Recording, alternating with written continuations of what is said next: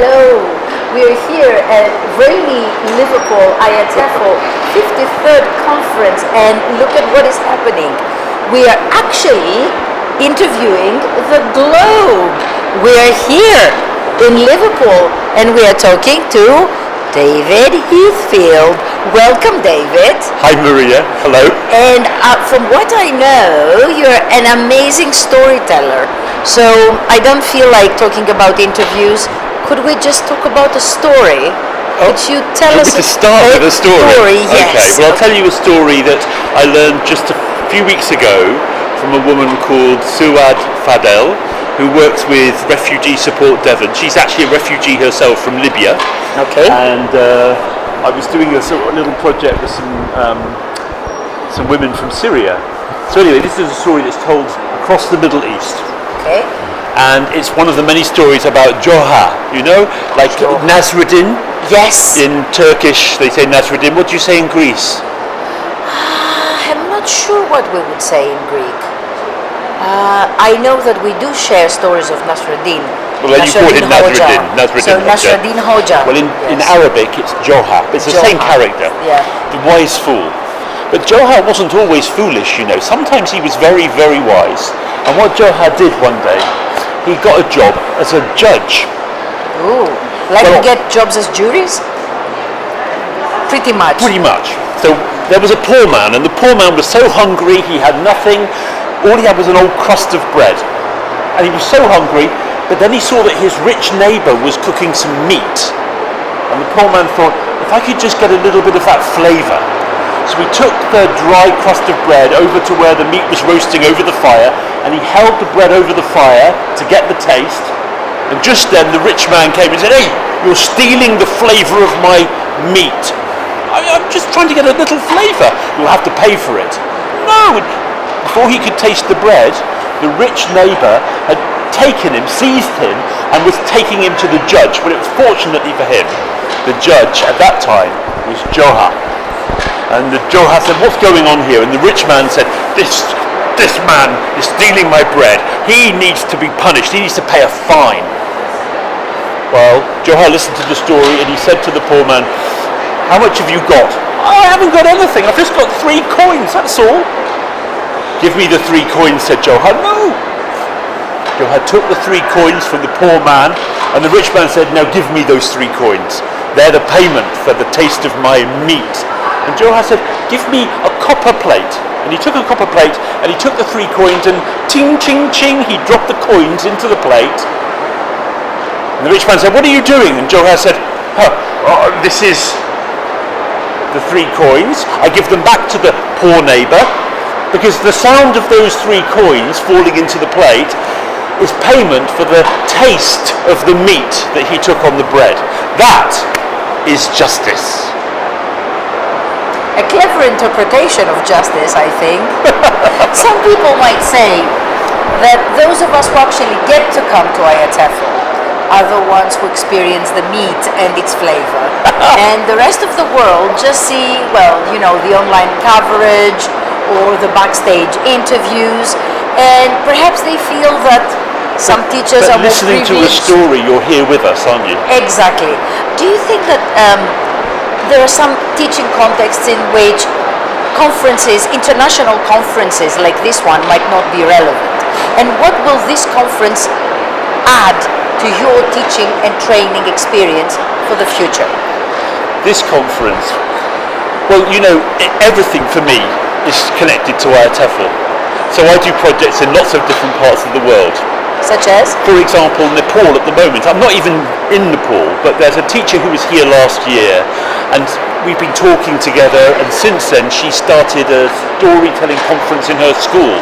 Her kids go home to their families, find out the traditional folk tales from different Nepali ethnic groups, bring those stories to the school, and then tell them in their local languages and in English at a festival.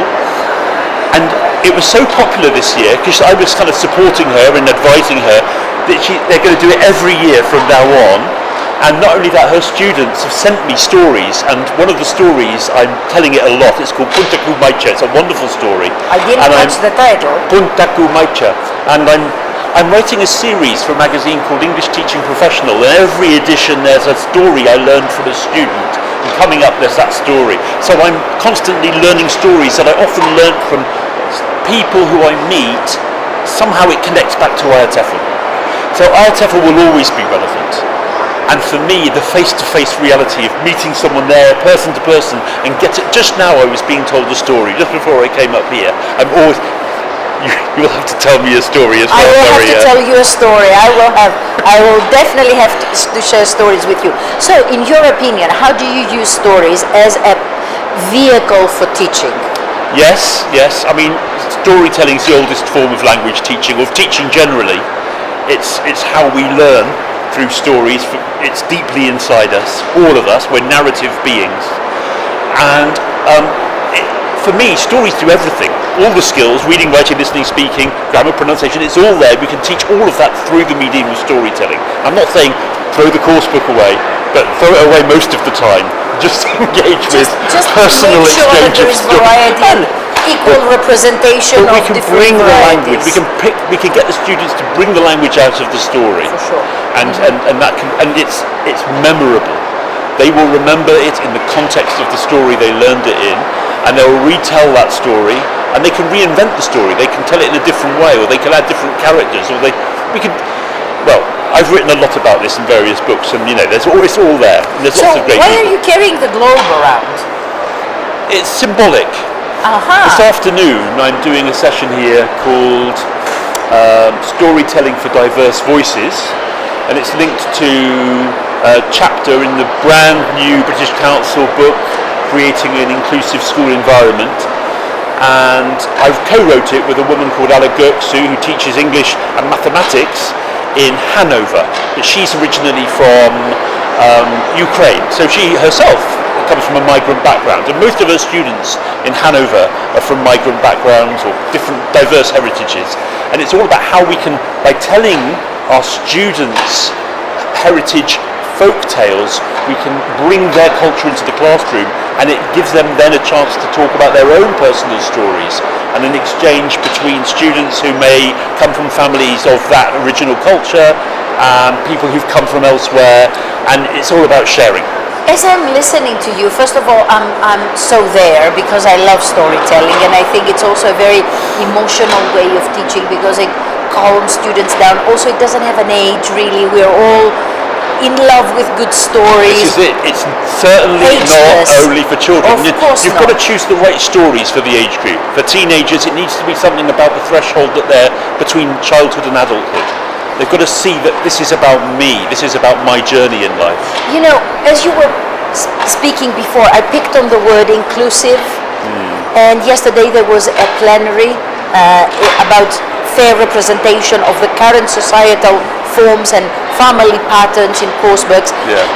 Based on that, I would like to hear from you and get your opinion on the future directions of ELT, which is what we are discussing tomorrow at the interactive plenary.